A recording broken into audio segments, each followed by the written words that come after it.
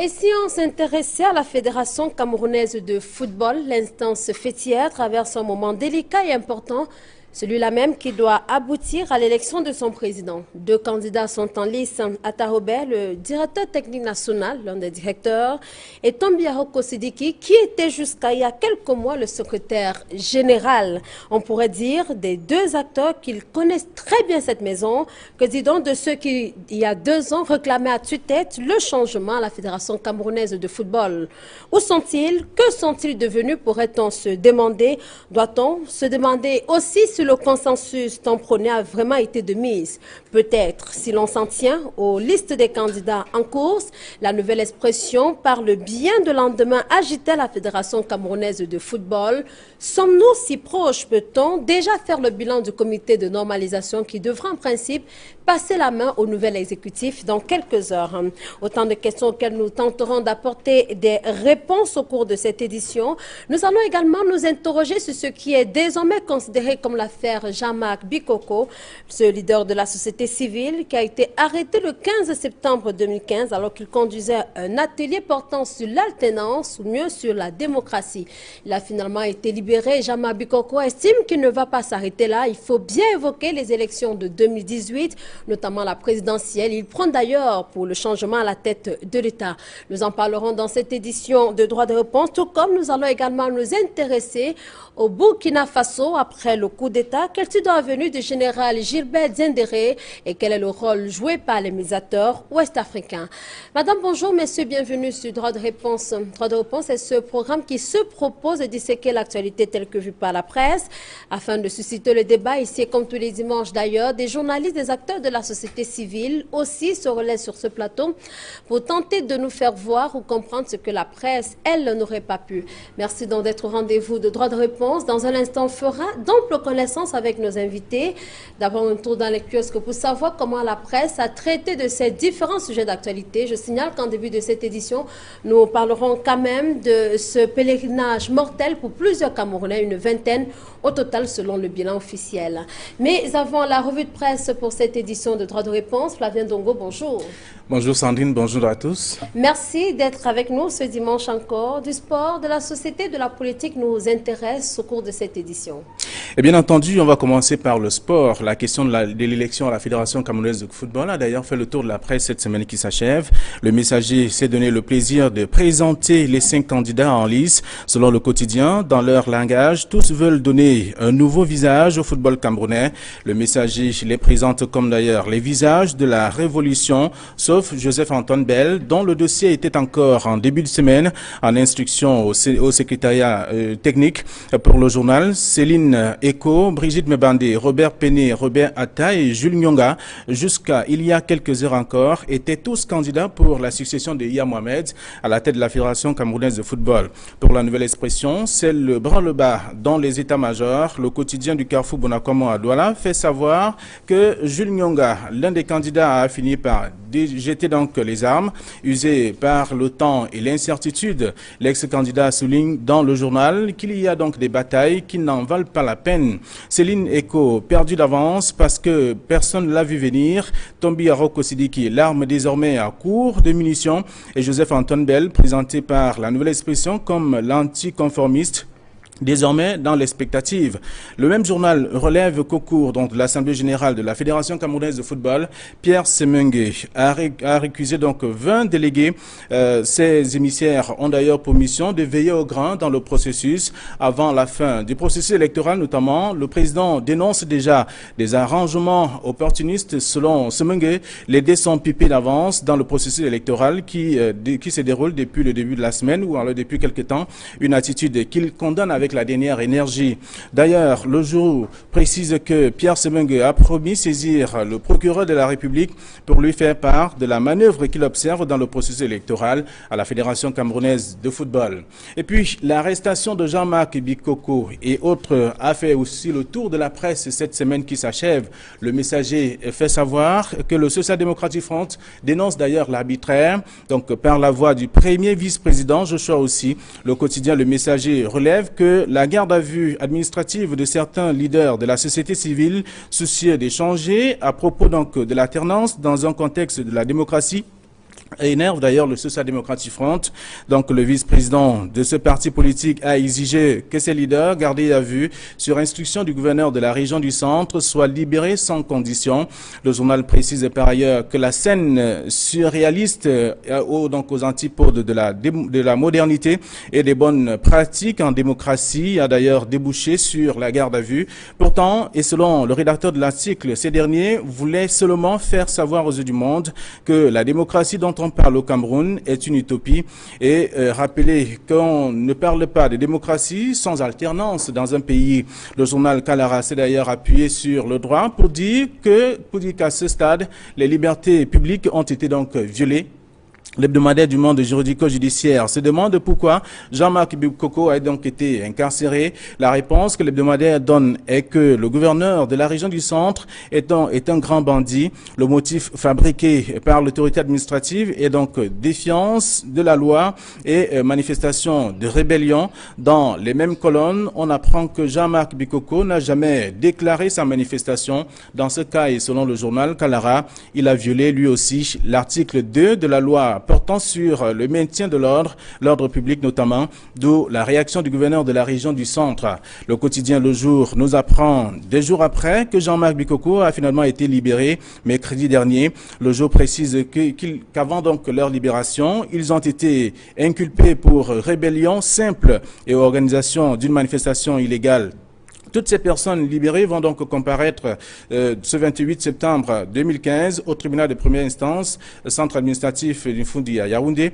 Le journal Europe Plus souligne que Ile Kamga et Mathias Eric Wonangini, qui étaient donc des panélistes et jamais interpellés, sont au centre d'une polémique. Le hebdomadaire se demande si ces derniers n'ont pas joué un rôle trouble dans cette affaire et seulement et surtout pourquoi ils n'ont pas été aussi interpellés. C'est la question. En tout cas, les réponses sont à lire dans le journal. Et avec également un autre sujet, le troisième de cette édition, c'est le Burkina Faso qui bouge et la presse ne dort pas. Elle rencontre notamment la Nouvelle Expression qui en a fait son affaire propre. Nous apprend d'ailleurs que les putschistes se sont retrouvés cette semaine entre le marteau et l'enclume. Selon d'ailleurs le quotidien, l'armée loyaliste dont les unités ont d'ailleurs convergé lundi vers Ouagadougou a d'ailleurs exigé des putschistes qu'ils déposent d'ailleurs les armes. Le sommet de la CEDEAO tenu donc au début de cette semaine a insisté sur le retour à la paix. La Nouvelle Expression ajoute que Michel Kafando va terminer la transition. Les chefs d'État de l'Afrique de l'Ouest présents donc au sommet l'ont réinstallé à son poste. Il est donc également question de poursuivre les discussions avec les acteurs de la crise. Voilà en quelques phrases les sujets de droits et réponses de ce dimanche. À dimanche prochain, Sandrine. À dimanche prochain, Flavien Dongo, on aura certainement d'autres thématiques sur lesquelles la presse nous permettra de discuter, bien sûr, autour de cette table. On se retrouve dimanche prochain, Flavien Dongo. Merci, à dimanche. À dimanche, à vous, et c'est l'occasion pour nous de dire bonjour à nos invités, ceux qui ont accepté de partager ce moment de réflexion avec nous. Edmond Kamgia, bonjour. Bonjour Sandrine, bonjour aux téléspectateurs. Merci donc d'avoir accepté cette invitation. Vous êtes journaliste et vous vous intéressez beaucoup aux questions internationales. Vous travaillez pour le quotidien La Nouvelle Expression, c'est bien cela? Tout à fait. Alors avec vous, on va évoquer quand même ce sujet qui nous intéresse. Le journal Le Jour a dit à sa une vendredi dernier qu'il y a eu 7 morts à la Mecque, un chiffre qu'on peut dire corrigé par les autorités, notamment le ministre en charge de l'administration territoriale et de la décentralisation, qui nous a appris que 21 Camerounais sont morts. Quelle est votre réaction? D'abord, je tiens à adresser mes condoléances à l'ensemble des familles endeuillées, les familles camerounaises d'abord, pour les 21 cas de Camerounais, mais également j'adresse mes condoléances à tous les États endeuillés, parce que ce sont des ressortissants de plusieurs États, de plusieurs continents, qui se sont rendus à la Mecque et dont plusieurs ont trouvé la mort. Vous savez, c'est assez difficile d'aller prier, d'aller méditer et de trouver la mort. Ce n'est pas le souhait de quelqu'un lorsqu'il va en pèlerinage. Je pense pour ma part, dans cette affaire, qu'il faudrait que l'Arabie Saoudite, notamment son gouvernement, essaie de revoir, n'est-ce pas, au niveau de son comité d'organisation, comment améliorer, n'est-ce pas, les conditions d'accueil et d'exercice de ce pèlerinage-là. Parce que ce n'est pas la première fois que cela arrive. Il y a eu des cas où il y a eu même davantage de morts, même plus de 1000 morts, 1400 morts dans le passé. Exact. Et puis, quand aujourd'hui, on a environ 800 morts, il faut s'en inquiéter. Et je pense que il faudrait davantage que les États qui participent puissent entrer en collaboration. C'est-à-dire les États qui envoient leurs ressortissants là-bas, leurs pèlerins, puissent insister auprès de cet État pour que ce lieu saint ne soit plus un lieu de tragédie, mais un lieu de prière. Voilà ce que je pourrais dire sur ce point précis. Très bien. Une autre réaction, certainement celle de Sando Lomtiti. Bonjour Sando. Bonjour Sandrine, bonjour à vos invités et à vos téléspectateurs. Merci d'avoir accepté cette invitation. Vous êtes également journaliste, vous avez été directeur de publication d'un journal qui parlait notamment de football. Vous vous intéressez beaucoup aux questions de football.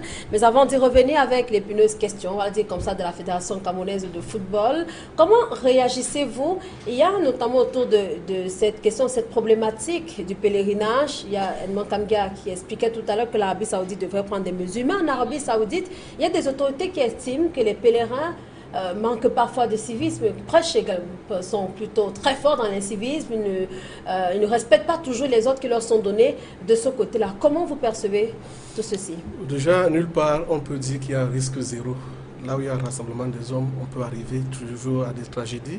Je parle sous le contrôle de vos panélistes qui sont également aguerris pour ce qui est des questions de sport.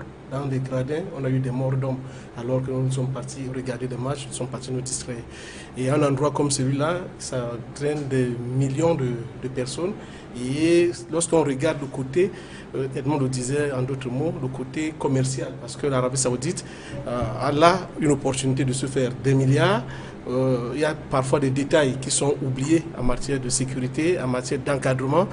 Certes, on peut dire qu'il y a des gens qui ne respectent pas les consignes, mais l'Arabie Saoudite ne peut pas jurer que toutes les dispositions sont prises pour éviter qu'il y ait mort d'homme, pas mort au pluriel, mais qu'il y ait mort d'homme. Donc nous déplorons ce qui s'est passé. Nous ne pouvons pas jurer que cela ne se passera plus jamais parce qu'à tout moment il y aura des humains, à tout moment il y aura des rassemblements de ce genre, on pourra arriver à des situation dramatique. Ce que je peux dire, c'est je présente mes condoléances à tous ceux qui ont perdu leurs proches ou connaissances. Nous parlons de 21 Camerounais, mais le chiffre n'est pas forcément arrêté puisqu'il y a des Camerounais blessés. Donc on ne peut pas encore maîtriser la situation qui est la leur au moment où nous sommes dans ce studio. Nous demandons qu'il y ait une bonne organisation, une bonne implication des uns et des autres, qu'on considère ce moment de prière comme une équipe qu'on envoie jouer. C'est-à-dire le Cameroun qui envoie son équipe prendre part à une compétition, prend quand même un certain nombre de dispositions pour que ce genre de situation n'arrive pas. Donc en envoyant nos compatriotes à la Mecque pour prier, pour eux et pour nous, il faudrait qu'on insiste sur les détails de la sécurité, de la discipline également. Très bien. Merci donc à vous d'être là et nous disons bonjour à Jean-Baptiste Sipa. Bonjour. Bonjour Sandrine. Merci d'avoir accepté cette invitation. Vous êtes journaliste. Je signale également que vous faites partie de ceux-là qui ont été interpellés au même titre que Jean-Marc Bikoko. Et donc, avec vous, on entendra dans sa voix davantage ce qui s'est exactement passé. Quelles sont les dispositions que le Cameroun peut prendre, par exemple, lorsque ses ressortissants vont à un endroit aussi couru que la Mecque? Mais je ne vois pas qu'est-ce que le Cameroun peut faire autrement que d'interdire à ses citoyens d'y aller. Mais le Cameroun n'a pas le droit de le faire parce que ça relève de la liberté de religion, n'est-ce pas, et de conscience. Ce que moi je peux dire de cet incident, au-delà des condoléances profondes à adresser aux familles camerounaises et africaines et mondiales qui ont perdu des gens là-bas, c'est qu'en réalité, on ne peut pas raisonner, réagir toujours de manière mathématique par rapport à des choses qui sont spirituelles. Vous savez que cet incident survient au cours d'un rite où il s'agit de chasser, d'expulser le démon. Et là, si on se met sur le plan spirituel, on peut dire qu'un démon ne se laissera pas chasser gratuitement. Bon, d'autre part, si on se situe sur le plan purement humain, on constate que c'est un événement où les participants deviennent de plus en plus nombreux au fil des années. Est-ce qu'on va donner un caractère élastique à la ville de Riyad ou à l'Arabie Saoudite pour qu'au fur et à mesure, le pays aussi, l'espace s'agrandisse pour accueillir tout le monde? Non, je pense que ce n'est pas possible. Par contre, Je crois qu'il y a un problème de discipline de ceux qui y vont.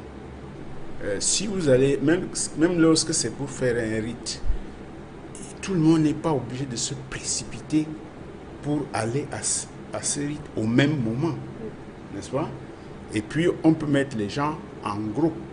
Quand il s'agit d'aller faire une prière quelque part, si vous avez une salle de prière qui contient 1000 personnes, vous avez 5000 personnes, vous organisez 5 séances de prière. Vous n'êtes pas obligé de mettre les 5. C'est pas les prisons camerounaises où il y a la place pour 700 ou 900 personnes et puis on s'y retrouve à 3000, comme si on ne pouvait pas aller ailleurs. Un lieu de prière, c'est un lieu où on peut organiser de manière ordonnée et échelonnée les prières des gens qui viennent. On n'est même pas obligé de faire en sorte que tout se déroule ou le même jour, la même semaine. Ce n'est pas obligé. Nous disons également bonjour à Charles Mongué. Bonjour Charles Mongué Mouyemel. Bonjour chère madame, bonjour à tous ceux qui nous regardent en ce moment. Vous êtes spécialiste de la communication et du marketing. Vous direz également que l'Arabie Saoudite gagnerait à faire un peu mieux. 200 morts, 400 morts, 1486 il y a environ 4 années et 800 aujourd'hui. Le nombre de morts remonte quand même, le nombre de pèlerins aussi. Que peut ce pays finalement? Avant la bousculade, il y a eu une grue qui est tombée d'ailleurs. Oui, au mois de septembre. Qui a parce fait qu'il essayait également. Parce qu'il essayait. Je m'associe d'abord aux condoléances adressées par tout le monde ici. Mais je pense que la question de l'Arabie Saoudite et du pèlerinage à la Mecque là, pose un triple problème. Celui de l'identification et de la prévention des risques quand on accomplit une action.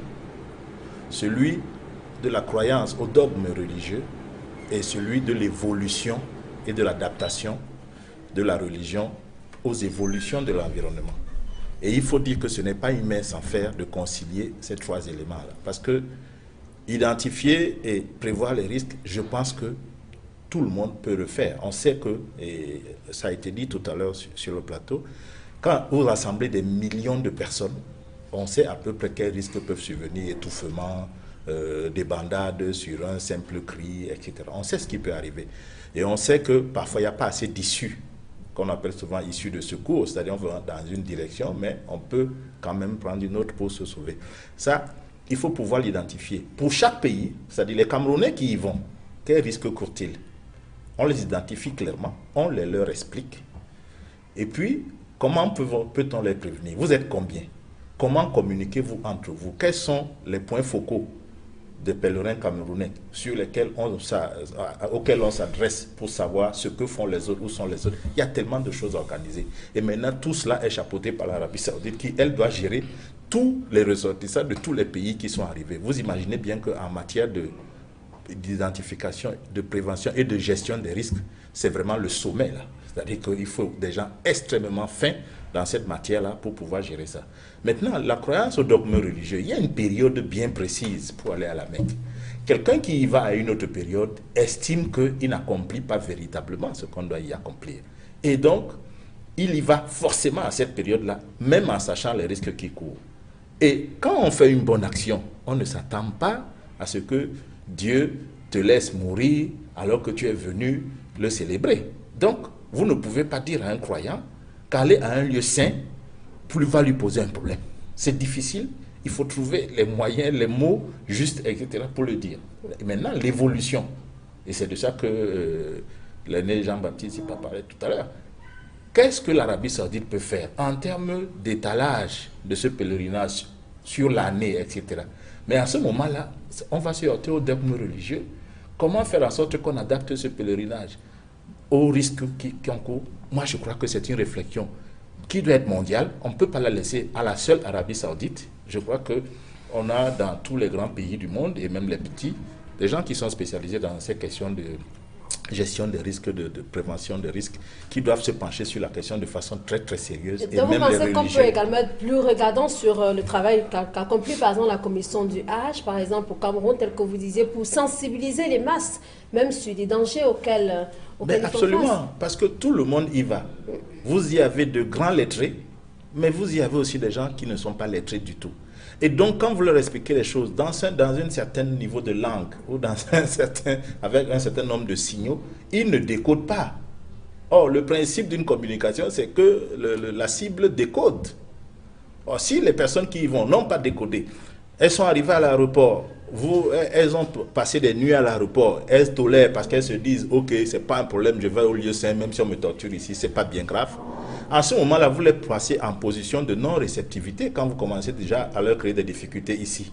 Ils ne sont même plus réceptifs à vos messages parce qu'ils vous en veulent qu'il n'y ait pas d'avion en l'heure. Ils vous en veulent qu'ils soient obligés de dormir sur des sacs, etc. À ce moment-là, comment avez-vous communiqué avec ce genre de personnes? C'est tout ça qu'il faut regarder. Et je crois qu'il faut se pencher sérieusement sur ce type de questions. C'est l'occasion, à ce moment-là, de faire des séminaires qu'on aime tant pour rassembler les gens qui connaissent ces choses-là et en sortir avec un bréviaire, carrément, du pèlerin qui va à la Mecque. Ce bréviaire-là, on devrait le vulgariser, que les gens sachent que voici les gestes que je dois accomplir, voici ce que je ne dois surtout pas faire, voici comment je dois me tenir, etc. Et solliciter, je ne sais pas à quel niveau ça se fera, parce qu'avec la laïcité des organismes internationaux, mais il faut quand même trouver un moyen de rassembler les têtes pensantes religieuses et en matière de gestion des risques sur le plan mondial pour gérer ça. Très bien. Merci donc à vous, très chers messieurs, pour cette réaction. Signalons aussi que le président de la République a réagi. Il a d'ailleurs adressé ses condoléances aux familles et apprécie que des dispositions soient prises pour bien sûr prendre soin des autres Camerounais qui n'auraient pas été victimes de ce drame. Je propose à présent d'évoquer une thématique qui a intéressé la presse cette semaine. Il s'agit bien sûr de football avec la Fédération camerounaise de cette discipline. Alors, Edmond Kamkia, de votre point de vue, est-ce que la presse nous a suffisamment édifié sur les enjeux en cours? On est pratiquement au terme, on peut dire comme ça, d'un processus qui a duré environ 2 ans. Est-ce que la presse a vraiment permis que l'on se positionne et que l'on comprenne tous les enjeux qu'il y a autour? Effectivement, la presse n'a fait que ça, que ce soit la presse écrite, la radio, la télévision.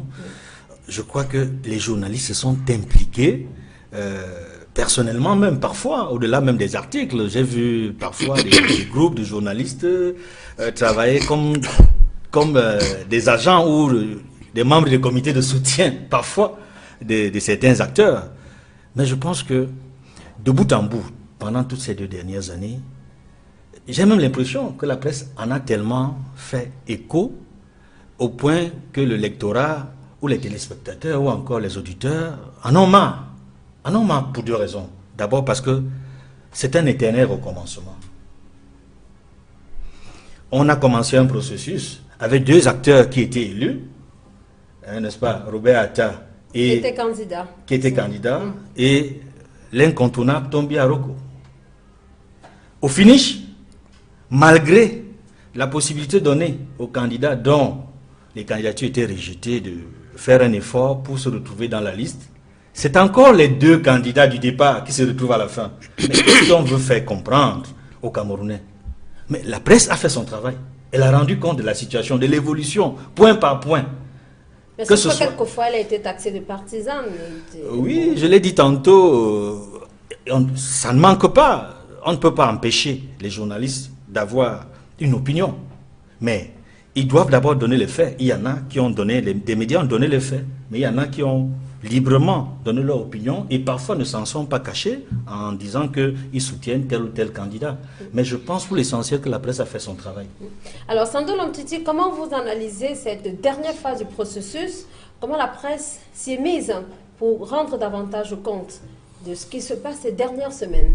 Je pense que la presse s'est battue pour pouvoir restituer l'essentiel des choses. Et elle n'a, en grande partie, donné que ce qu'elle a reçu comme information.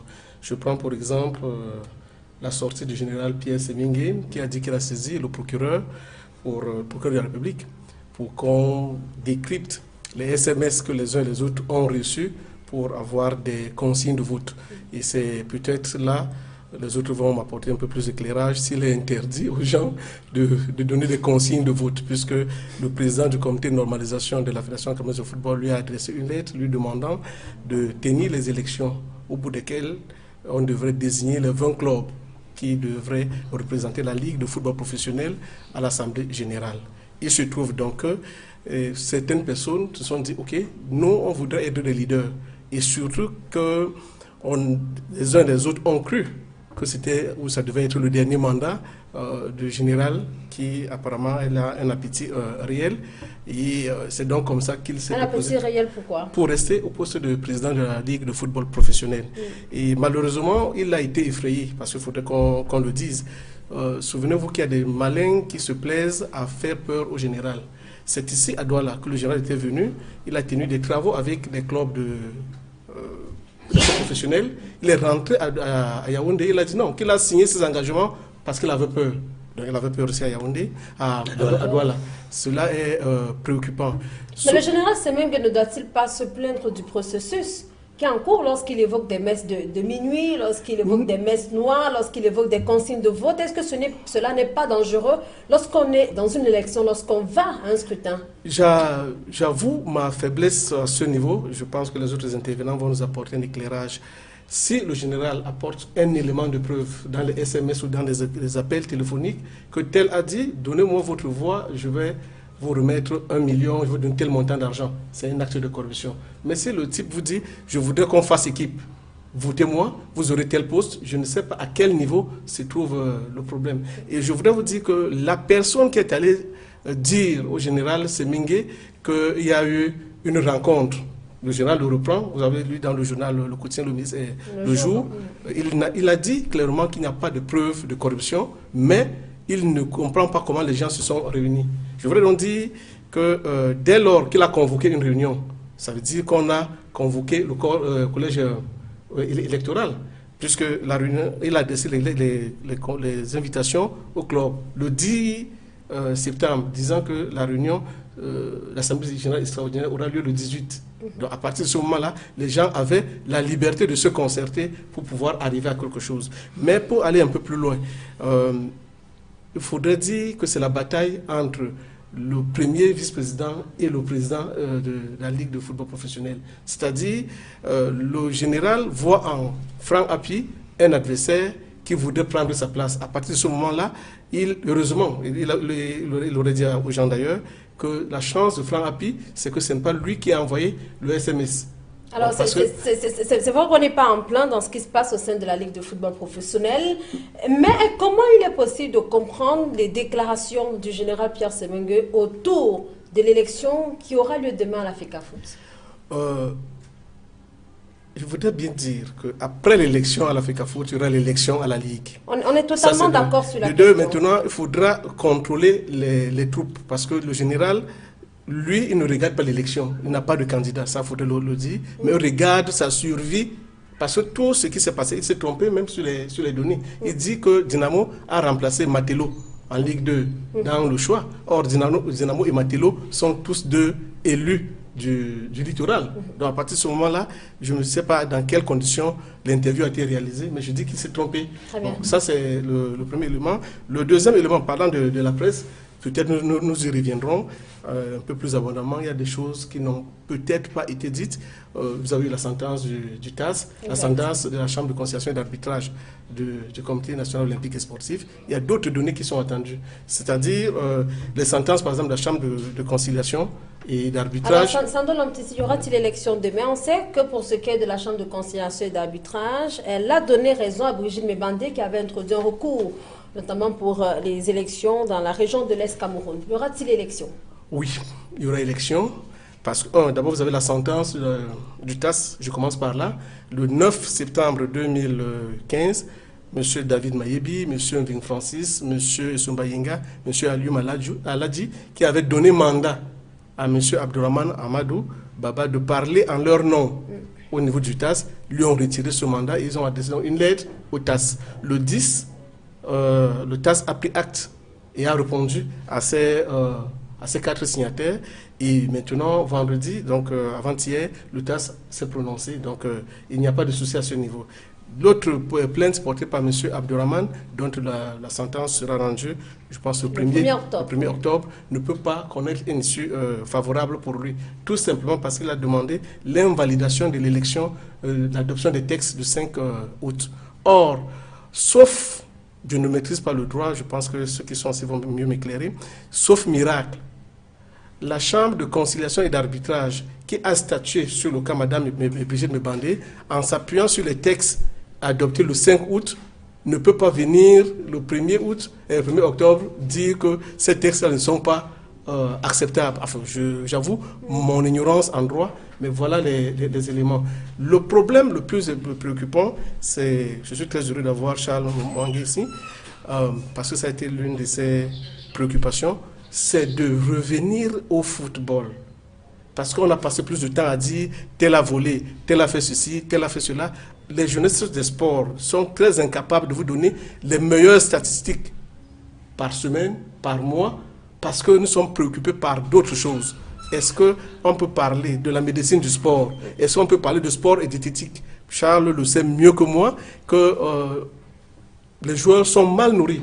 Les joueurs sont abandonnés à eux-mêmes et par moments même des présidents de clubs qui prennent des joueurs qui logent chez eux, qui se mettent à frapper les parpaings pour qu'ils restent là-bas et jouent au football. Je reconnais une équipe à Yaoundé où le président a donné 1000 francs aux joueurs et ces joueurs-là, c'était le frais de Tercy pour une semaine. On a également vu un cliché similaire avec les Lions indomptables, hein, c'est Sandolom d'ici. Donc, sinon, c'est pour dire que nous devons venir. Ce qui se passe dans les clubs peut se passer également au niveau national. Alors, Charles Mwangi Mouyeme, finalement, le processus électoral tel qu'il avance, Sandolom Titi semble être très affirmatif. Il estime que l'élection aura bel et bien lieu. Mais lorsqu'on écoute également dans l'argumentaire qu'il a développé il y a un instant, lorsqu'il cite Ali Maladi, Francis Vin et Sombe Yenga et autres, qui hier était avec Abdourahmane Amadou, qui se retrouve finalement seul. Le concept de consensus qui a été finalement évoqué, où en est-on? Mais vous savez, j'ai l'habitude de le dire souvent, hein, que quand tout cela sera terminé, il faudra créer une faculté de non-droit à la Fédération camerounaise de foot. Quand à l'université on apprend le droit, vous irez à la FECAFOOT pour apprendre le non-droit. Parce que sincèrement, tout cela est très ambigu. On utilise des concepts à qui on fait perdre leur valeur. C'est quoi un consensus? Ce qui s'est passé là, est-ce de la compromission? Est-ce un compromis? Est-ce un consensus? Si vous dites consensus, quels sont les termes de consensus en question? Sur quoi repose-t-il? Sur la répartition des postes? Sur un projet précis? Sur quoi? Le premier ministère du Cameroun, le premier ministère de notre République, fait donc un consensus avec des individus qui l'ont dénigré 1 an avant ou 2 ans avant, et ils n'expliquent même pas les fondements du consensus. Comment voulez-vous que le citoyen comprenne ce qui se passe réellement? Et c'est là où, tout à l'heure vous parliez de la presse, je reproche à la presse de s'être transformée en tendeur de micro. Non, quand il y a des journalistes internationalistes qui peuvent prendre un dossier du Burkina ou de la Syrie, faire des analyses, faire des commentaires pointus, il faut pareil au football. Vous ne pouvez pas vous borner à aller dans un camp, tendre le micro, on vous dit X, et vous allez dans le camp B, vous tendez le micro, on vous dit Y, et vous croyez que vous avez fait votre boulot. Vous, quelle est votre place de journaliste? Quand des questions de droit se posent, est-on obligé d'aller vers les acteurs qui se battent? Y a-t-il pas d'autres juristes dans cette République qui peuvent donner un avis objectif et clair sur des questions simples qui se posent? Alors, à ce moment-là, on se retrouve dans des analyses qui sont des analyses toutes partisanes. Quand vous ouvrez la presse, vous lisez les premières lignes d'un article, vous savez de quel camp il se trouve, le journaliste qui l'a écrit. Et ça, c'est quoi? Mais parce que les gens se sont laissés, ils ont confondu le métier de journaliste à celui de communicateur, de gens qui se battent pour une fédération. Le journaliste n'est pas le communicateur d'un camp. Et si vous voulez le faire, vous arrêtez de parler comme journaliste sur cette question. Mais en l'espèce, on a vu des gens, journalistes, consultants et tout ce que vous voulez, qui estiment qu'ils restent journalistes et consultants du foot en étant dans des équipes de campagne. Ça pose quand même un problème. Il faut que vos associations de journalistes frappent du poing sur la table. Monsieur, si tu es journaliste, tu arrêtes. Les gens ne savent pas assez. Le pape, du président de Marseille, c'est un journaliste. Mais du moment où il a pris Marseille, il ne parle plus en tant que journaliste. Michel Denisot, quand il a pris Paris Saint-Germain, il a cessé de parler comme journaliste de sport. Au Cameroun, on veut tout faire en même temps. Et donc, on se retrouve dans une situation où le grand public, qui doit être informé, ne sait plus à quel sens se vouer. Et il se dit, nous avons des enseignants de droit au comité de normalisation, nous devrions nous référer à eux. Mais c'est eux qui nous embrouillent le plus sur des questions de droit. À ce moment-là, mais qui va-t-on voir si les enseignants font ça? Voilà les vraies questions qui se posent aujourd'hui dans cette affaire-là. Il y aura certainement élection demain, parce que le professeur Oumouna l'a déjà déclaré. Mais est-ce qu'il y aura élection pour que le comité de normalisation parte enfin et donc file le mauvais bébé, la patate chaude, à l'équipe qui va être donc élue lundi et qui va faire face aux gens qui vont rester au comité, à la chambre de conciliation et au TAS pour qu'on invalide cette élection? Mais pour voir est-ce que le comité de normalisation a rempli sa mission? Non, certainement pas. Aucun Camerounais normal et sérieux ne peut vous répondre par l'affirmative. Sincèrement, il ne s'agit pas d'être contre pour eux. Ils ont lamentablement échoué, c'est une évidence. Pour des gens de cette carrure, il y a au moins 4 ou 5 professeurs dans ce machin, dans ce comité de normalisation. Sincèrement, si quelqu'un se lève pour dire qu'ils ont réussi, il faut être sérieusement de mauvaise foi, sincèrement. Donc là, il n'y a pas de débat là-dessus. Oui, j'ai tellement de choses à dire que je ne sais pas par où commencer, mais je vais commencer par le comité de normalisation. Nous confondons souvent la science et l'implémentation de la science. Ce n'est pas parce qu'on est agrégé de droit qu'on sait pratiquer le droit. Un professeur de droit est un enseignant de droit. Ce n'est pas un praticien de droit. Il peut proposer un statut à une association. Je ne suis pas sûr qu'il ait la capacité de faire le statut d'une association. Parce que le statut d'une association ne part pas de la théorie, ça part de la réalité. On ne convoque la théorie que pour protéger ce que l'association veut protéger et empêcher que les choses non désirées entrent dans le statut de l'association. Si vous comprenez ce que je veux dire, quand on prend une fédération camerounaise de football, d'abord l'expérience du professeur Joseph Ona avait déjà montré qu'il ne savait pas ce que c'est que la fédération camerounaise de football. La fédération camerounaise de football, c'est la fêtière d'un certain nombre d'associations. Ce ne sont pas des organes de service public. La fédération camerounaise de football n'est pas un service administratif du sport au Cameroun. L'administration est confiée du sport, est confiée à un ministère. Ce ministère assume la tutelle. Les fédérations sont des associations libres qui exercent sous la tutelle légale d'une administration qu'on appelle ministère des Sports. Le ministère des Sports, dans un pays normal, ne peut pas descendre pour aller gérer les fédérations. Et tout le problème du sport camerounais commence par là. À partir du moment où la gestion des sports de manière globale tombe dans les mains des fonctionnaires et non plus des acteurs associatifs et commence à fonctionner comme fonctionne la hiérarchie administrative. Et du coup, les associations sont mises hors de la gestion de leur structure, en commençant par les clubs. Vous comprenez que l'on élise un président demain ou qu'on n'élise pas, ça ne changera strictement rien si on ne revient pas à la base pour organiser le football camerounais, à partir des clubs. Et pour réussir ça, ce que l'État a à faire, ce que le gouvernement a à faire, c'est une loi qui régit le sport.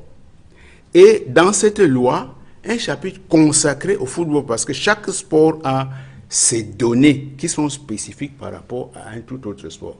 Et cette loi doit dire comment se crée un club de football, comment il se gère, qu'est-ce que le bureau exécutif d'un club peut faire et ne pas faire, qu'est-ce qu'un club peut faire d'un joueur ou ne pas faire d'un joueur, quelles sont les conditions éthiques qu'un individu doit avoir pour créer une association de football et pour gérer une association de football. Donc, tout commence par là. Ouais. Et si le professeur Ouana et son équipe avaient parfaitement compris la mission qui leur avait été confiée en tant que spécialiste du droit, ils réunissaient un certain nombre de praticiens et il définissait, il préparait justement un projet d'une telle loi, faisant en sorte que des clubs existent et représentent quelque chose. On peut le faire de manière transversale, comme vous voulez faire l'ancien ministre Jensi, et faire en sorte que les clubs, les associations se créent par arrondissement. On peut faire en sorte qu'au niveau de chaque arrondissement, il y ait une fédération des clubs. On peut organiser des championnats régionaux dont les seuls champions vont faire disputer la première division. Mais ça suppose d'abord la conception, voilà, une conception organisationnelle et une planification, n'est-ce pas? Mais aussi une organisation au niveau de la base. Ce qui fait que lorsqu'arrive le moment de l'élection des responsables nationaux, puisque c'est incontournable, je viens de vous dire que les associations ne sont pas des organes de service public, les clubs de football, ce sont des associations. Ça veut dire que quand un club est créé. Et donc, au moment des élections, pour vous, on devra avoir peut-être la bonne représentation de ce que dès la base. Mais bien sûr, les parce choses que ont fonctionné. Là-bas, les élections ne sont pas différentes des élections démocratiques en politique. Très bien. Ça doit être des élections justes et ça doit être des élections démocratiques et transparentes. C'est les membres d'une association élisent le responsable du club. Très bien. Les responsables du club élisent les membres de leur organisation régionale. Et les membres de l'organisation élisent... Ils ne peuvent pas faire autrement. Très bien. Alors, pour finir, en une seconde, parce qu'on a parlé tout à l'heure du droit qui embrouille les téléspectateurs et le grand public. Sando a insinué quelque chose tout à l'heure qui va en faire partie. Quand il dit que la CCA ne peut plus donner raison à Abdourahmane parce qu'elle a statué sur la base des textes pour donner raison à Madame Brigitte Mebandé, non. Il ne faut pas commencer à insinuer ce genre de choses tout de suite. La CCA ne statue que sur les documents que vous lui présentez. Elle n'invente rien. C'est-à-dire que vous venez, vous les partis, vous dites que voici le texte que je relais entre nous. Moi, je pense que j'ai raison parce que... L'autre dit, moi je pense que j'ai raison parce que la CCA dit, sur la base de ce que je vois sur vos textes-là, ici, c'est toi qui as raison. La CCA n'a pas pour autant validé ces textes, attention. Il ne faut pas insinuer ce genre de choses qui sont dangereuses pour la compréhension du droit et qui vont envenimer la situation encore dans les jours à venir. Et ça, on l'a eu durant 2 ans. Alors, durant deux années, justement, avant de revenir à vous, Jean-Baptiste Edmond Kambia, 2 années, il en parle depuis 2013, nous sommes en 2015, et vous l'avez dit tout à l'heure, on a eu les mêmes candidats. Est-ce qu'on pourrait se demander si au finish, on a perdu du temps? On a effectivement perdu du temps. C'est ce que j'essayais de faire comprendre tout à l'heure, en disant que la normalisation s'est moquée des Camerounais. On a fait venir des professeurs agrégés, pour l'essentiel. Mais on se rend bien compte qu'à la fin, on n'avait pas besoin de les appeler dans cette structure-là. Parce qu'on ne voit pas quelle expertise ils ont apporté pour faire avancer le processus. Puis, on a recommencé et recommencé de bout en bout pour aboutir au même résultat. Mais cela veut dire qu'ils sont totalement incompétents. Ça, c'est d'une. De deux, et on le voit à travers le pays, nous sommes dans une république désagrégée qui ont totalement désagrégé la république. Je ne sais pas si je peux m'exprimer plus clairement. On a des professeurs agrégés dans un pays à des fonctions, chaque fois qu'ils sont désignés pour implémenter, montrer ce que c'est que la science dans le domaine, à la fin, ils apportent le désordre. C'est-à-dire, à la fin, peut-être qu'on aurait pu faire venir quelqu'un qui n'est pas agrégé, mais qui maîtrise le domaine, qui a un vécu, une expérience professionnelle, que la situation aurait été meilleure. Est-ce que vous le pensez franchement, Edmond Kambia? Est-ce que ce sont ces professeurs agrégés qui sont à la base de la situation que nous vivons aujourd'hui? Est-ce que ce sont ces mêmes professeurs qui demandent à Ben-Joseph Antoine, à Jules-Frédéric Nyonga, à Brigitte Mebandé, à Robert Attan, de se retrouver chaque fois même autour du même processus? Que se passe-t-il finalement? Est-ce que ce ne sont pas ces principaux acteurs qui sont au centre même de ce que vous considérez comme le désordre du comité de normalisation? Oui, ça, il faut le préciser. Les différents acteurs ont chacun leur part de responsabilité. d'abord, ces différentes personnalités que vous avez citées n'arrivent pas à s'entendre sur un certain nombre de choses. Mais le point commun de la mésentente, c'est la gestion des fonds de la FECAFOOT. Les gens se positionnent pour s'accaparer du butin. Parce qu'il faut le dire clairement ici. Dans leur esprit, c'est un butin qu'il faut se partager. Et quand on a fait appel au comité de normalisation, c'était de clarifier les textes, de faire en sorte qu'on ait les textes les mieux élaborés possibles. Que la FIFA valide afin que les lendemains soient meilleurs. Mais on se rend bien compte que ces textes-là sont toujours plombés et qu'il faille revenir là-dessus. Mais pourquoi ces textes sont toujours plombés? C'est parce qu'à un moment donné, le comité de normalisation s'est anormalisé. C'est-à-dire s'est retrouvé dans ces différentes compromissions, dans ces différents camps. Parfois, parce qu'il y a des indiscrétions qu'on ne peut pas révéler en public. Il y a certains membres du comité de normalisation qui sont retrouvés dans des situations telles qu'ils ne savaient plus. Ils ne savaient plus s'il fallait terminer leur mission en bonne et due forme ou alors s'apparenter à tel ou tel camp. Alors, justement, des compromissions, Sandro Lomtiti, vous pensez qu'il y en a vraiment eu, peut-être, ou alors des compromis tels que Charles Mongue le disait tout à l'heure. On a vu dans la liste de Tombiaro Koussidiki, c'est l'un des candidats, des personnes qui réclamaient hier le changement au sein de la Fédération camerounaise de football, que ce soit Francis Van Aliou Maladji, Jérémy Sorenjita ou encore David Mayebi. Comment vous expliquez tout cela? De l'autre côté, on a quand même Atta Robert qui est également candidat. On a retrouvé ceux qui étaient hier tout à côté de Tom Biaroko. Est-ce que tout cela n'est pas justement de nature à créer la confusion et à se demander pourquoi avons-nous attendu autant de temps s'il était possible d'en arriver là? Avant de répondre à vos préoccupations, je voudrais apporter un éclairage à la suite de l'interpellation de Charles. Charles, je n'ai fait aucune insinuation. J'ai dit que M. Abdourahmane a porté plainte demandant que les statuts qui ont été adoptés le 5 soient invalidés. J'ai donc dit que si on a statut sur la base de ces statuts, il serait difficile de venir dire qu'on a annulé les mêmes statuts. Ça, j'avoue, ma faiblesse en droit, je l'ai dit. Ce n'est pas à moi. C'est ça l'insinuation. Non, je pose seulement les faits, Charles. Ça, c'est le premier élément. Le deuxième élément que je voudrais dire ici, le journaliste est un être humain et qui appartient à une société. Je ne peux pas écrire un article de presse concernant Charles Mwangue que je l'écrirai concernant M. X. Parce qu'on a parfois des proximités. Et ça, il ne faudrait pas qu'on se trompe. Et lorsqu'on regarde ailleurs, il y a... J'ai suivi en 1998 le reportage des Français. Rien ne peut plus nous arriver. Nous sommes champions du monde. Vous qui? Vous êtes journaliste. Et ça, c'est de manière récurrente et c'est de par le monde. Il ne faudrait pas que les gens vous disent, Charles, qu'ils n'appartiennent pas ou bien qu'ils ne peuvent pas soutenir telle personne. Ce serait de l'hypocrisie. Le cœur peut battre pour tel, mais le problème le plus important, je suis heureux d'avoir dans ce studio mes deux anciens chefs au messager, c'est la restitution des faits. Est-ce que vous avez restitué les faits de manière conforme? On ne vous demande pas si vous êtes de tel coin ou de tel coin. Bon, maintenant, l'élection à la Fédération camerounaise de football, qu'on ne vous trompe pas, Charles, ce n'est pas une élection d'idéologie. Je suis en train de répondre à votre question. C'est une élection d'affinité.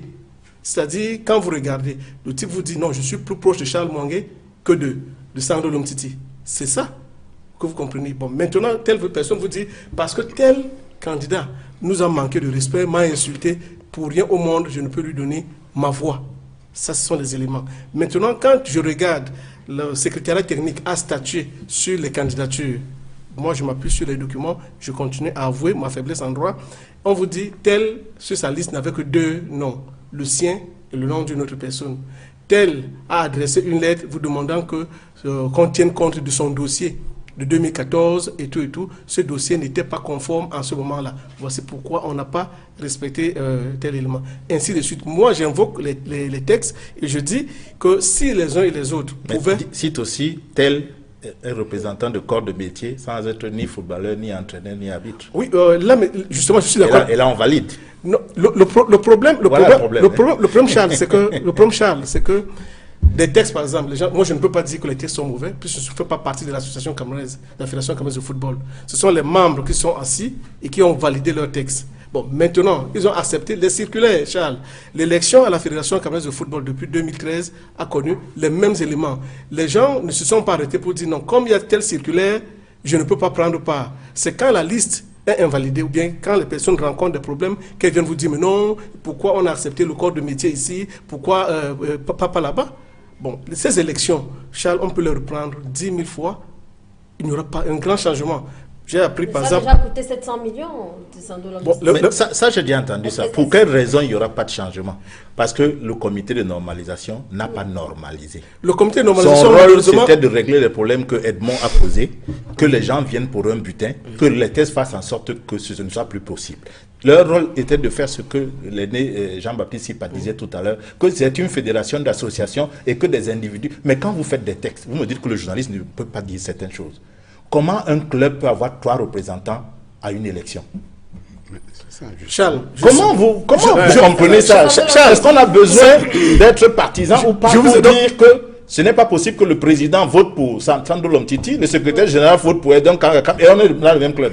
Justement, Charles, je suis d'accord avec vous, mais je viens de dire ici que les membres de cette association l'ont accepté. Moi, je suis de l'extérieur. Oui. Je peux le critiquer, mais je n'ai aucune influence. Mais il faut le critiquer. Sauf que ça, ils l'ont accepté. Ils l'ont accepté. Que finalement, pratiquement, ce sont les affinités qui se sont créées et on en est à élire des affinités finalement. Et qu'en est-il donc du football camerounais? Qu'en est-il du football camerounais? Je voudrais dire, je parle sous le contrôle des autres panélistes, que j'ai suivi des choses, par exemple, dans le littoral, notre région commune d'ailleurs. C'est que Batamak a fait ci, Batamak a fait ça. Batamak est revenu, il a gagné les élections parce qu'il a su pendant un temps se rapprocher des gens. Peut-être il n'est pas le meilleur candidat pour les uns, mais il est le candidat le plus proche de ces électeurs-là. À titre d'exemple, je me serais attendu vraiment qu'il y ait une liste concurrentielle à celle que soutenait M. Batamak dans le Vouri, une liste concurrentielle dans le Mungo, une liste concurrentielle dans le Kam. Il n'y a qu'une seule liste concurrentielle, c'était dans la salle. Et là, tu ne joues plus ton rôle de journaliste. Non, parce que le journaliste sait que dans les statuts de la FECAFOOT, il est interdit d'insulter, il est interdit de faire des malversations, il est interdit de faire un certain nombre de choses. Quand le journaliste voit Edmond Kamgia se porter candidat et sait pertinemment que Edmond Kamga a insulté un autre membre de la fédération sur un plateau, il a été victime d'agression pour malversation, etc., etc., le journaliste doit dire que la candidature d'Edmond est suspecte. Justement, la candidature de tel est suspecte. Il faut qu'on avance rapidement parce qu'on a d'autres problématiques. Je vais avancer très rapidement. Je me sens à l'aise. Je me sens à l'aise. En 30 secondes, je voudrais dire que sauf à ce que tous les autres candidats et les membres qui sont de l'Assemblée générale soient des hypocrites, ce que je ne crois pas. Personne ne peut se lever et dire que durant toute cette phase, je n'ai pas eu une phrase de placer. Tous, par des émotions, par des tensions, les mots ont été avancés. Maintenant, pour les malversations, j'avoue, Charles, que si moi, Sandro Lomtiti, j'ai un document qui montre que tel a fait des malversations, je ne vais pas refuser de le publier. À titre d'exemple, je vous trahis en public maintenant, je vous ai convoqué, entre guillemets, parce qu'en sport, on n'invite pas, on convoque, sur un livre que je suis en train d'écrire. Et je vous ai dit, et on en parlait tout à l'heure, moi, je voudrais que les experts me disent à tel endroit, voici ce qui s'est passé. Il ne faudrait pas qu'on soit prisonnier des cris des uns. C'est-à-dire, à la Fédération camerounaise de football, les gens sont devenus comme des femmes où, quand vous avez des altercations, elles vous arrêtent dans les bijoux de la famille. C'est elle qui est la première à crier. Il est en train de me tuer. Si les gens sont incapables, ça, il faudrait qu'on le dise, Charles, on nous a perdu le temps. Vous êtes expert en marketing. Vous aurez apporté encore un peu plus s'il y avait une stabilité dans notre football. Vos propos, ce sont des cris pour dire, mais pourquoi on ne me laisse pas faire véritablement mon travail? Charles, ce n'est pas parce que vous êtes là. On vous reconnaît comme un acteur du football, un acteur du sport. Aucune personne ne peut venir dans ce cas. Mais pour terminer par rapport aux batailles, Charles, il n'y a aucune guerre qui est permanente.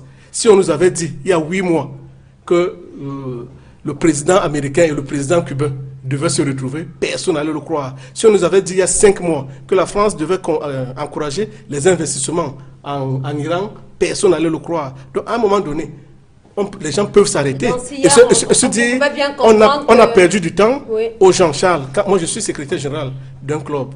Et quand vous imaginez que le championnat est arrêté et que vous ne pouvez pas évoluer du fait des gens, vous ne faites que dépenser de l'argent. Et la saison arrive le contraire de votre joueur Donc arrive il à son faut mettre inspiration. les uns et les autres ensemble, Sando Lomtiti. C'est ce que vous À semblez condition, dire. à condition qu'ils soient sincères. Je pense que c'est ça la préoccupation des uns des autres. Très C'est bien. pour ça que Charles Alors- parlait de compromis ou de compromission. Très bien. Ceux qui Jean- sont Jean- retrouvés, s'ils sont sincères, il n'y a pas de souci. Jean-Baptiste Sipa, pour sortir peut-être de la question, on a parlé des candidatures. Les autres candidats qui ont été recalés, Céline Eko, Brigitte Mebandé, Nyonga, Pene et les autres, est-ce qu'ils auraient pu faire mieux?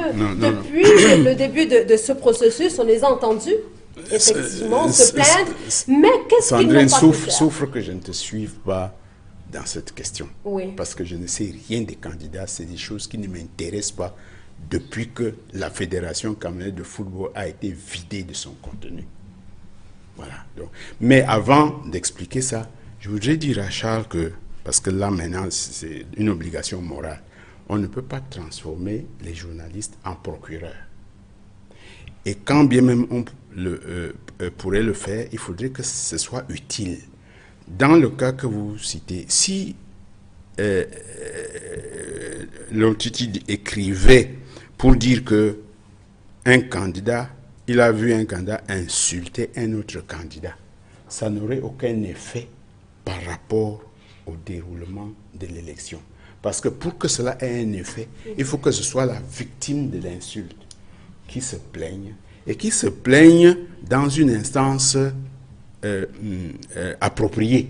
Non, le texte prévoit que la commission d'éthique peut se saisir Voilà, de la question. D'accord, je cherchais. Quand je dis instance appropriée, ça peut être la commission d'éthique. Voilà.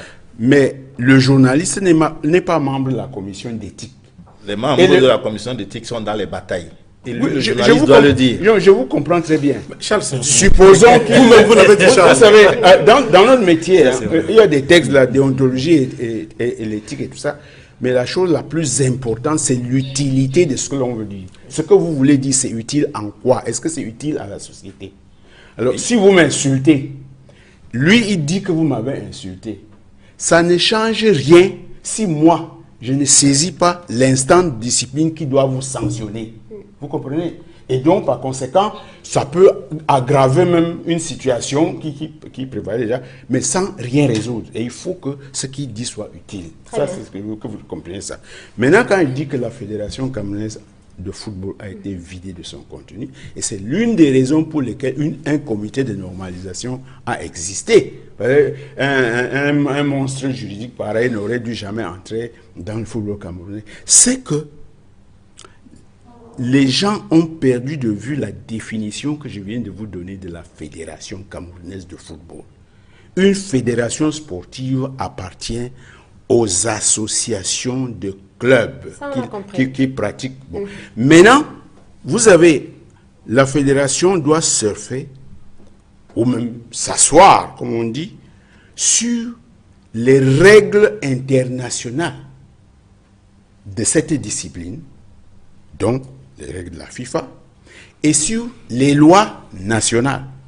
Et ce qu'un comité de normalisation composé d'agrégés de droit doit faire, c'est de faire en sorte que les clubs existent effectivement sur la base de la loi nationale sur les associations.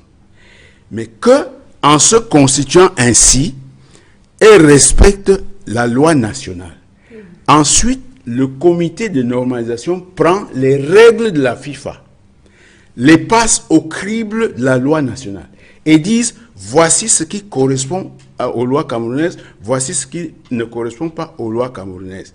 Dans cet aéroport, qu'est-ce qu'on peut enlever? Est-ce que le Cameroun, en tant qu'État, peut toucher telle donnée des règles de la FIFA, qui est une instance transnationale de droit privé?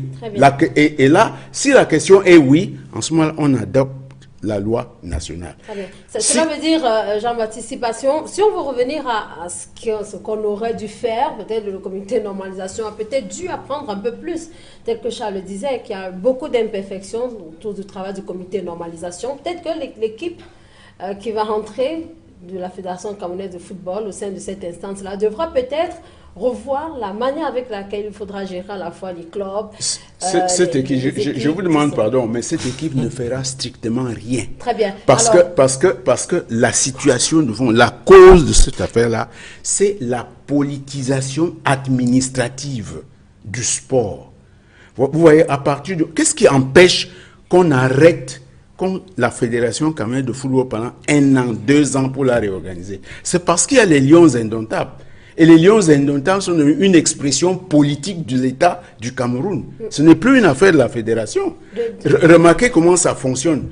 En Europe, l'État qui veut faire de l'équipe nationale son instrument, prend l'équipe en charge, la gère, sans violer les règles de la fédération. Très bien. Alors, cela veut dire qu'il y a encore beaucoup de choses à faire. Et pour sortir de la question avec vous, Charles Mongué, demain, il y aura certainement élection, tel qu'on l'a dit. Qu'est-ce qu'on peut envisager?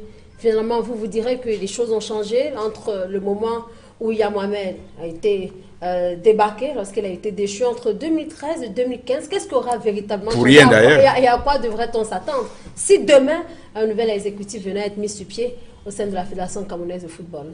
Je crois que la première chose à laquelle on va s'attendre et qui est déjà annoncée, c'est qu'il y aura de nouveaux procès. Il y a des gens qui vont dénoncer l'élection.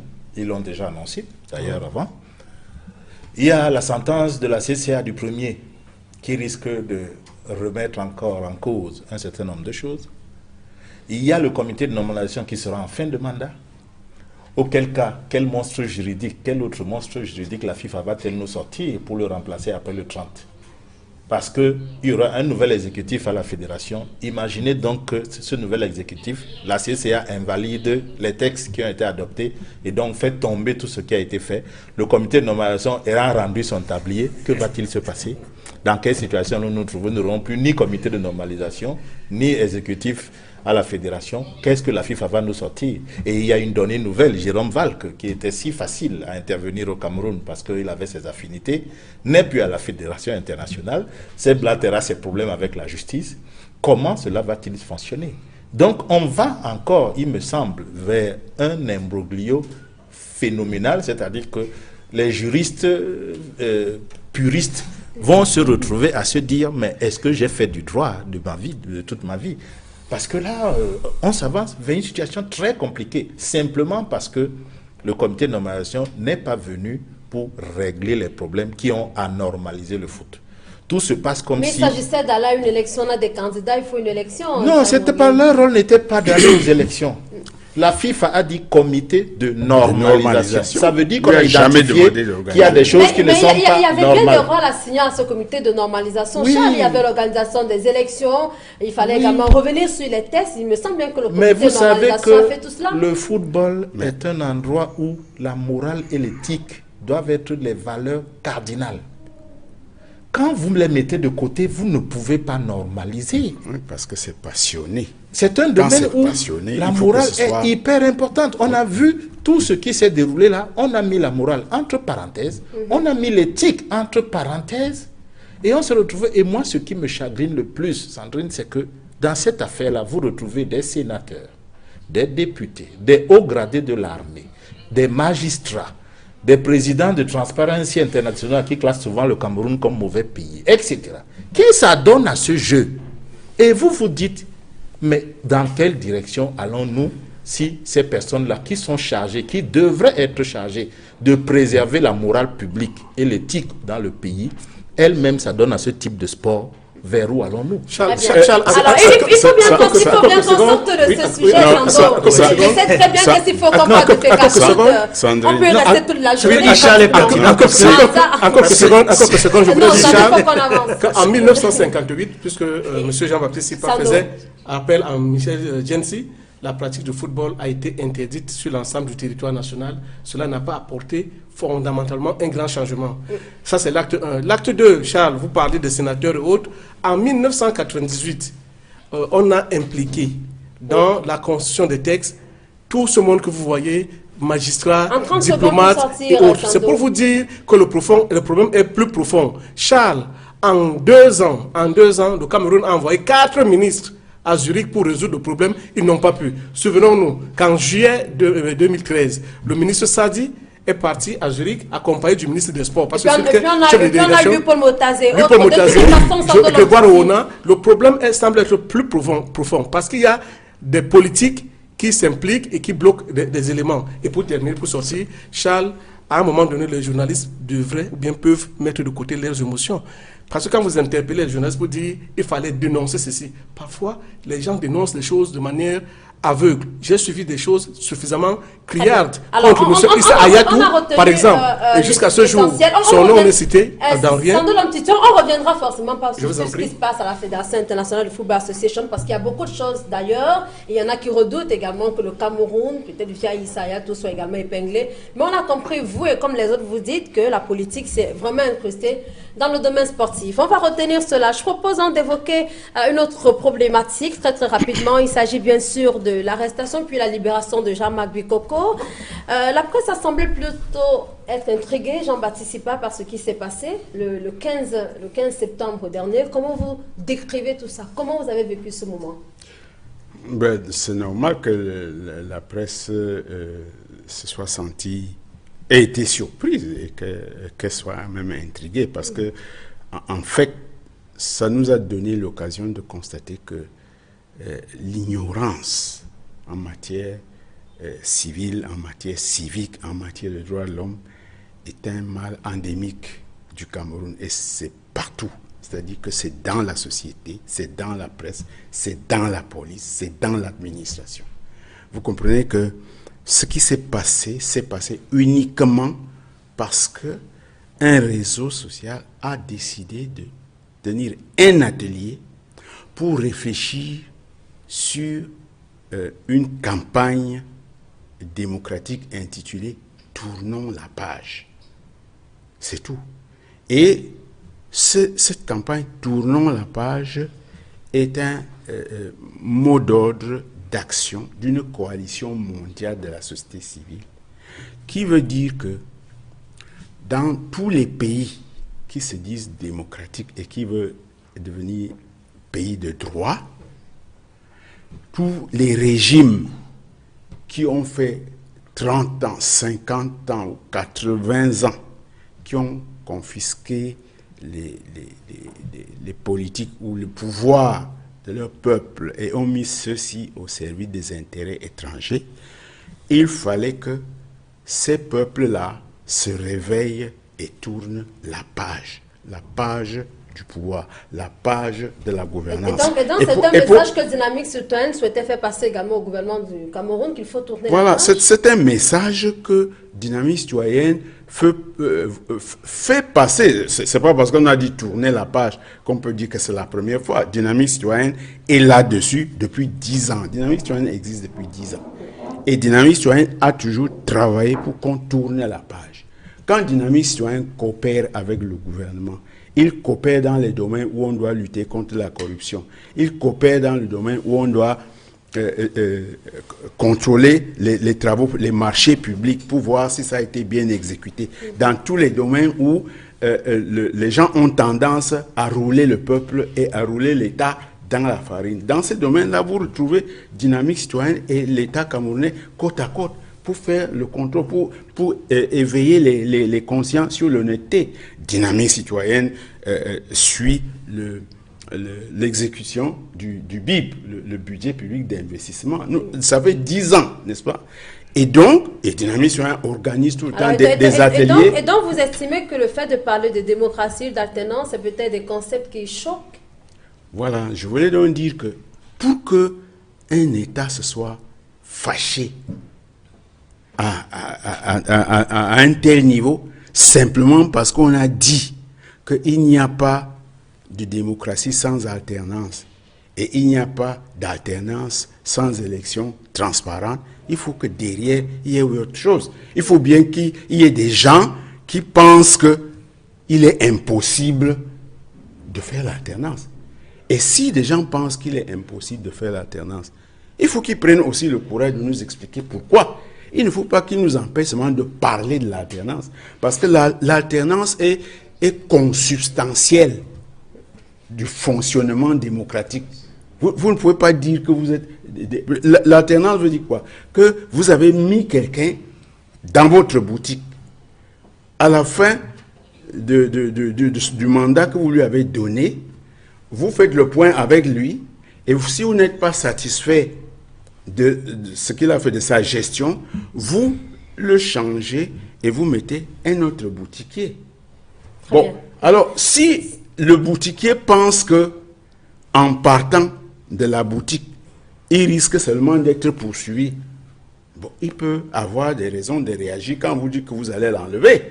Alors, justement avec vous, Edmond Kam, est-ce qu'on ne pourrait pas se dire, par exemple, que, connaissant le discours de Jean-Marc Bikoko, on rappelle qu'il a organisé des manifestations par le passé, notamment autour de la revalorisation des salaires et autres. Le fait pour lui de tenir un atelier en évoquant la démocratie, n'est-il pas, dès lors, en ce moment-là, possible de comprendre la réaction des autorités?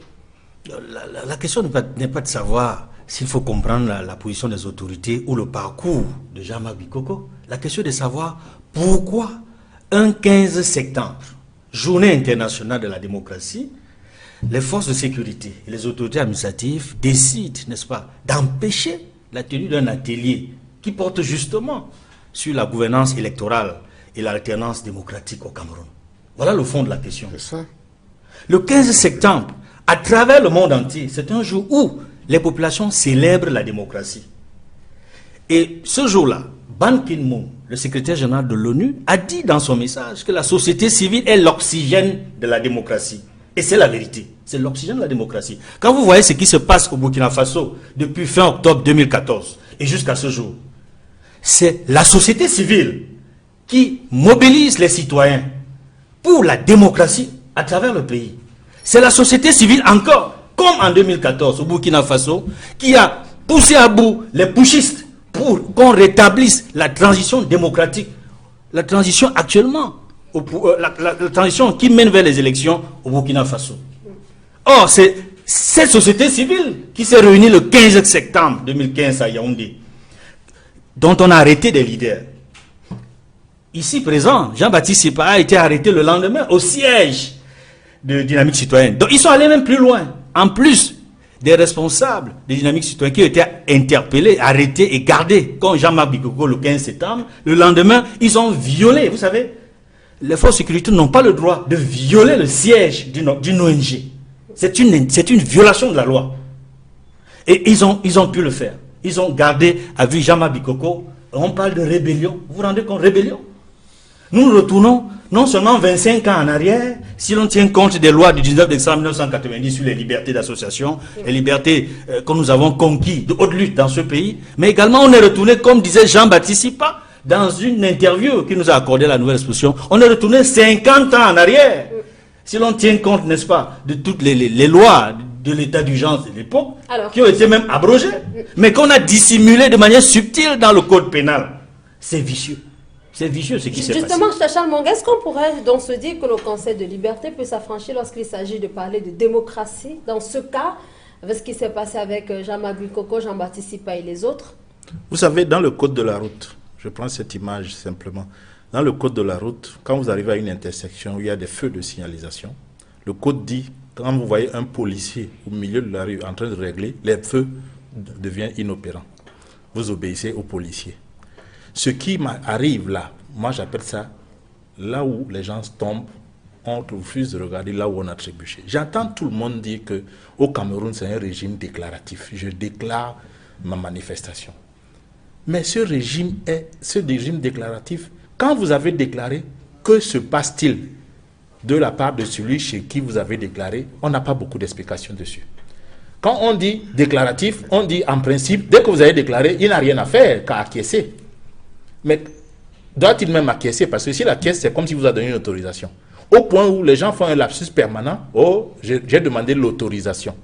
Mais au bout de l'opération, les hommes politiques et la société civile doivent se battre pour que ce régime de déclaration de manifestation soit véritablement clarifié, comme l'a fait le code de la route. Parce que si vous passez au feu vert alors qu'un policier est au milieu, vous avez fauté. Vous êtes en erreur, vous êtes en infraction. Mais quand vous arrivez au lieu de manifestation, vous trouvez un sous-préfet. chez qui vous avez envoyé la déclaration, devez-vous faire la réunion, c'est-à-dire vous passez au feu vert malgré le policier? Grande question, et il faut que les politiques se penchent dessus. L'autre chose que je veux dire, c'est que cette opération-là a réussi. D'un débat au Palais des Congrès, c'est devenu au Palais des Sports, c'est devenu un débat national. Le débat a été fait par le gouvernement, finalement, en arrêtant les gens. Il s'est lui-même impliqué dans le débat. Il a rendu national. Mais si moi j'étais dans cette équipe-là, je trouve que j'ai eu un grand succès pour ma manifestation. Très bien. Mais au-delà justement des motifs qui ont été collés à Jean-Marc Bikoko, à savoir rébellion, désobéissance aux autorités, Sando Lomtiti. Moi, je pense qu'on n'a pas beaucoup changé et M. Sipa et ses camarades devraient se féliciter, comme le dit Charles Mangué, de la publicité qu'on a faite autour de leur manifestation. Moi, j'ai eu la chance, malheureusement j'ai perdu cet exemplaire du journal, de lire la lettre de Célestin Monga, adressée au chef de l'État. Elle n'avait rien de violent. Mais alors, les gens sont venus, on l'a arrêté, ça a créé ce que ça a créé, et hop, on l'a libéré. Célestin Monga, qui était un économiste paisible, est devenu un économiste mondial. Il est aujourd'hui un peu partout et tout. Il faudrait chercher à savoir ce que cachent parfois les collaborateurs des chefs. Parce qu'une telle situation, on arrête des gens le 15 septembre, journée internationale de la démocratie. Est-ce que ces gens-là n'ont pas eux-mêmes un plan secret contre le chef de l'État pour que la presse internationale se saisisse du dossier et qu'on dise que M. Biya n'est pas démocrate et tout et tout? Il faudrait être prudent dans ce qui se passe parce que les gars peuvent avoir un agenda caché contre leur propre joker et ils l'expriment de manière maladroite de cette façon. Mais quoi qu'il en soit, j'ai suivi des amalgames. On a dit non, parce qu'on n'a pas arrêté tel, ça veut dire que donc, Charles Mwangue qui est ici, c'est un meilleur client de la presse sportive. Onangini, en matière de droit, c'est un meilleur client. Il est arrivé, c'est pas parce qu'on ne l'a pas arrêté que ça veut dire qu'il était impliqué de quelque manière, complice ou quoi que ce soit. Je voudrais qu'on enlève ça de nos têtes. Les gens avaient des individus à arrêter, ils les ont arrêtés, ils étaient maladroits et la procédure a connu une gloire à laquelle on ne s'attendait pas quand j'étais à Yaoundé. Je ne savais même pas qu'il y avait quelque chose au Palais Polyvalent des Sports. J'habite Messa, donc non loin même du Palais Polyvalent des Sports. Donc maintenant que c'est sur la table, je pense que la société civile devrait se saisir de cet élément-là pour pouvoir réfléchir encore un peu plus en profondeur. Et on a parlé, on ne pourrait pas sortir sans avoir une pensée pour nos confrères qui ont été également menacés dans le même cadre. Pourquoi on peut menacer un journaliste dans l'exercice de ses fonctions? Parce que ce journaliste n'avait pas rendu compte, certainement que Charles Mwangue l'aurait interpellé pour dire, mais non, tu es du côté de tel, pourquoi tu n'étais pas là pour nous rendre compte? Maintenant qu'il est là, il prend la fessée pour avoir été à cet endroit. Très bien. Alors, pour sortir de cette problématique, Jean-Baptiste Sipa, Jean-Marc Bikoko fait savoir qu'il faut davantage évoquer les questions qui portent sur l'alternance. Il évoque notamment en 2018 avec la présidentielle. Il estime qu'il faut militer pour le changement ou pour la modification de la loi électorale. Est-ce que vous partagez cet avis? Doit-il aller aussi loin? Est-ce que l'alternance finalement au sommet de l'État, comment cela devrait-il s'imposer à la société civile? Mais il a totalement raison. Ce n'est pas un droit, c'est l'obligation de la société civile de travailler pour qu'il y ait alternance. Parce que je viens de vous dire tout à l'heure que l'alternance est consubstantielle de la démocratie. Si vous n'êtes pas, vous ne pouvez pas, il n'y a pas d'alternance dans votre démocratie, ça veut dire qu'il y a des individus qui ont confisqué le pouvoir du peuple et qui, une fois au pouvoir, ont estimé qu'ils deviennent, par le passé, dans le présent et dans le futur, les plus intelligents, les plus démocrates, les plus compétents, les plus experts de la société et qu'il n'y a plus personne. Donc, une fois, vous avez élu des dieux, une fois pour toutes. Ça ne peut pas exister dans la vie humaine. La démocratie, c'est une vie. C'est une vie d'homme, une vie de personne. Alors, lorsque vous avez dit à quelqu'un, va m'assumer cette fonction-là pendant 5 ans, ou 4 ans, ou 7 ans, il faut que cette personne accepte, au terme du mandat, de revenir pour t'entendre dire que je suis satisfait, je te reconduis. Je ne suis pas satisfait, je te remplace. C'est obligatoire. C'est dans le fonctionnement de la démocratie. Quand ça n'existe pas, ça veut dire que la démocratie n'existe pas. Nous prenons un pays comme le nôtre. Justement, d'où est venue la campagne Tournons la page? C'est que les organisations de la société civile à travers le monde ont constaté qu'il y a un certain nombre de pays où des peuples n'ont connu qu'un seul chef, c'est-à-dire entre 50, 55% et 96% des peuples dans certaines nations n'ont connu qu'un seul chef pendant 30 ans, 50 ans, 80 ans. Est-ce que c'est normal? Est-ce que ces peuples-là jouissent de leur droit à la liberté, de leur droit de participer à la gestion des affaires publiques? Est-ce que quand vous votez quelqu'un, vous lui conférez l'omniscience pour l'éternité, pour vous gérer? C'est pas normal. Ce sont des préoccupations qui restent en suspens et qui peut-être, on peut peut-être le comprendre, Sando Lomtiti, avec ce qui s'est passé au Burkina Faso, notamment. Lorsqu'il s'agit de parler d'alternance, quel est justement le rôle, on l'a dit, elle manque quand bien le rôle de la société civile, le balai citoyen. Comment vous avez apprécié, si on va un peu plus proche de nous, puisque le balai citoyen c'était avec Blaise Compaoré et les autres, si on va un peu plus proche de nous, comment vous avez apprécié l'attitude des putschistes, ceux qui sont considérés comme les putschistes au Burkina Faso? Je suis contre toute action de violence, d'où qu'elle vienne. Donc les putschistes devrait attendre l'expression de la démocratie. Et là où je ne suis pas d'accord avec Jean-Baptiste, on peut être au poste pendant 50 ans et le peuple vit de la démocratie. J'en veux pour preuve nos sociétés, nos communautés. C'est-à-dire, chez nous, enfin dans ma communauté, chez les Bassa, il y avait le Mbombok, mais il y avait des communautés, des sociétés secrètes appartenant aux femmes et deux autres aux hommes, et qui vous interrogeaient. On vous avait désigné pour un temps, on vous interroge, mais non pas pour vous démettre forcément, c'est pour vous remettre en question par rapport à ce que vous avez géré. C'est la même chose à l'Ouest, par exemple, où les chefs sont là depuis 30 ans, 40 ans. Personne n'a pensé les évincer. Pourquoi penser ici? Je dis bien que s'il y a des choses à corriger dans le cas actuel de notre société, c'est tout à fait normal que les gens s'expriment. Et je me souviens de ce discours du président Paul Biya. Il était en Allemagne lorsqu'il avait dit « Personne n'entrera plus en 1986 et personne n'entrera plus dans le maquis pour pouvoir s'exprimer. » Donc, ceux qui sont il faut s'exprimer de façon libre. Et donc, il faut qu'on continue très rapidement sur la question du Burkina Faso. C'est-à-dire que Diendéré et les autres et ses compagnons se sont aussi exprimés à leur façon. Je tiens à dire, je ne peux pas être d'accord avec mon ami Sando Lomtiti lorsqu'il fait la confusion totale entre la chefferie traditionnelle et la République. On ne peut pas faire la confusion entre les chefs traditionnels et le président de la République. C'est le président de toute la République, avec tous ces royaumes, avec ou sans les Guémens. Donc ne confondez pas les deux, c'est deux choses totalement différentes. Nous sommes dans la République, nous parlons de la République et de la démocratie dans la République. Les gens se couchent quand le chef parle. Et nous sommes dans la République, Sando, ne confondez pas. Ça c'est le côté caricatural, ça n'a rien à voir. Vous êtes dans... Allons-y sur le Burkina Faso. Toutes des questions culturelles, des questions démocratiques, monsieur, c'est pas la même chose. Ne confondez pas l'alternance, c'est la respiration même, la démocratie. Un pays où il n'y a pas l'alternance n'est pas un pays qui vit la démocratie. Prenons les États-Unis. Le président qui est le plus resté au pouvoir, parce que le peuple l'a choisi justement. Il n'a même pas pu terminer son mandat. Vous savez de qui il s'agit? Franklin Delano Roosevelt. C'est après lui que la Constitution est modifiée pour que désormais les mandats soient mieux organisés. 2 mandats, tout au plus. Très bien. Et ça a apporté un boom aux États-Unis, qui sont un modèle à leur manière en matière de démocratie. À leur manière, bien sûr. Parlons maintenant du Burkina Faso. Diendéré, le Gilbert Diendéré. Mais c'est un putschiste. Tout à l'heure, en posant la question à Sando, vous avez dit des gens qui peuvent être considérés comme... Non, pas considérés comme... Ils sont putschistes, c'était des putschistes. Ils se sont trouvés en marge de la charte de la transition. Et les raisons qu'ils ont évoquées pour justifier leur prise de pouvoir sont critiquables entièrement, y compris la raison concernant des élections inclusives.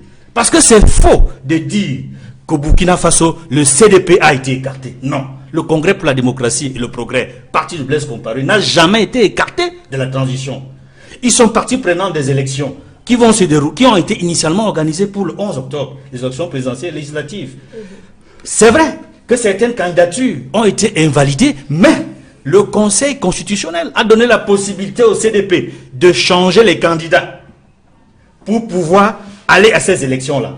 Pourquoi changer de candidat? Parce que les candidatures qui ont été invalidées sont exactement un certain nombre d'individus qui ont ouvertement et publiquement soutenu Blaise Compaoré dans la modification de la disposition constitutionnelle qui voulait lui permettre de déverrouiller, n'est-ce pas, ce verrou qui limitait, n'est-ce pas, les mandats. Alors, voilà la vérité. Est-ce que vous voulez dire que Gilbert Diendéré a utilisé une autre raison pour pouvoir il s'en va dire comme ça, au sommet de l'État, on le connaît, on sait très bien quel a été son rôle, même si cela a été qualifié de rôle trouble pour l'assassinat de Sankara. Il a quand même été aux côtés de Blaise Compaoré. Pourquoi s'est-il donc retrouvé en ce moment-là? Pourquoi s'est-il évertué à destituer pratiquement Michel Kafando? Je crois que c'était le dernier tango. Ça, c'est l'autoprotection. C'était le dernier tango de quelqu'un qui a travaillé, comme vous l'avez si bien souligné, pendant 27 ans aux côtés de Blaise Compaoré. Il avait plusieurs raisons qu'il n'a pas évoquées dans les différents discours. Parmi ces raisons, c'est qu'il a participé à l'assassinat de Thomas Sankara. Il est lié au dossier Thomas Sankara, comme Blaise Compaoré. Il est lié à de nombreux dossiers concernant notamment un journaliste qui a été au Cameroun, qui est passé par les STIC. Norbert Zongo, l'assassinat de Norbert Zongo en 98, il en sait quelque chose. Le régiment de la sécurité présidentielle, qui a fort heureusement été dissous vendredi dernier, en sait quelque chose. Parce qu'il faut le savoir, le régiment de la sécurité présidentielle, qui était l'objet, l'un des points importants de ce débat, et qui justifiait la sortie de Diendéré, qui estimait qu'on ne peut pas débattre du sort du régime de la sécurité présidentielle ou le liquider. Malheureusement, il a été dissous et c'est une bonne chose pour le processus démocratique au Burkina Faso. Juste en une minute, Charles Mongué, Gilbert Diendéré aurait-il pu aller un peu plus loin, reconnu comme un chef putschiste? Certains auraient pu se dire qu'il avait peut-être tout le background nécessaire pour se maintenir. C'est-à-dire que les médiateurs ouest-africains ont vraiment pu frapper du poing sur la table. Oh, il aurait pu aller plus loin en causant plus de morts au Burkina, c'est-à-dire qu'il aurait pu ouvrir le feu et batailler. Mais moi, en une seconde, ce problème-là pose simplement le problème de qui l'armée sert. L'armée sert-elle la République ou l'individu qui incarne la présidence de la République? C'est une problématique profonde parce que si on a pu aussi facilement prendre tout un gouvernement en otage au cours d'un conseil de ministres, ces gens-là, quand ils reviennent là, ils vont faire leur force de protection rapprochée également au niveau de l'armée. Et le cycle va recommencer. Donc, l'armée protège les institutions ou les individus. Il faut que l'Afrique se pose sérieusement cette question. Juste en 30 secondes, Jean-Baptiste Sipa, pour sortir, nous sommes à la fin. Oui, mais je voudrais revenir à quelque chose que Sando a dit tout à l'heure qui est assez grave. Cette comparaison qu'il fait... Et qui a été corrigée quand même par Edmond Kambia. On va pas y revenir. Oui, mais de manière parcellaire. Moi, je voudrais lui faire savoir que la démocratie que nous sommes censés vivre aujourd'hui, elle n'est pas meilleure que celle pratiquée dans nos monarchies. Parce que vous avez cité le chef traditionnel, vous n'êtes pas allé loin. La démocratie directe et indirect ne fonctionne pas de la même manière. Nos chefferies ont pratiqué une démocratie africaine, même si nos intellectuels formatés ne veulent pas l'admettre. Parce que je ne connais pas, moi je suis d'une région où ce sont les chefs traditionnels qui gèrent les choses. Je ne connais pas un chef qui est capable de s'asseoir et de prendre une décision seul concernant un peuple. Je ne connais pas. Donc ça, il faut vous mettre dans la tête que ce n'est pas le même système. Maintenant, on nous dit que nous sommes en système républicain. Dans le système républicain, c'est une sorte de démocratie directe qui fait que c'est le peuple qui confère son pouvoir à un individu et il faut que cet individu rende compte à cette population directement. Et cette population a maintenant le droit de demander des comptes et de demander qu'il y ait alternance, qu'il y ait changement. Bon, quand les gens disent 2 mandats aux États-Unis, regardez aux États-Unis, entre le Parti républicain et le Parti démocrate, quand nous jugeons d'ici, il n'y a aucune différence. Très bien. Sauf que, comme aucun démocrate ne reçoit un certificat de plus d'intelligence que les autres Américains, il faut qu'ils quittent pour que s'il y a d'autres intelligences dans le Parti républicain ou ailleurs, ils se mettent aussi au service du peuple. C'est de ça qu'il est question. Très bien. Merci donc à vous, très cher monsieur, pour votre contribution. Merci à Charles Mongué Mouyemé. Nous remercions également à Sando Lomtiti, venu de Yaoundé. Et nous disons également merci à Edmond Kamgia et à Jean-Baptiste Sipa. Madame, monsieur, nous vous disons également merci d'avoir été au rendez-vous de droit de réponse. On se retrouve dimanche prochain. Il y aura certainement d'autres thématiques à aborder. Merci d'être au rendez-vous. Bonne semaine à tous et à toutes. On se retrouve dimanche prochain. S'il plaît, à dire au revoir.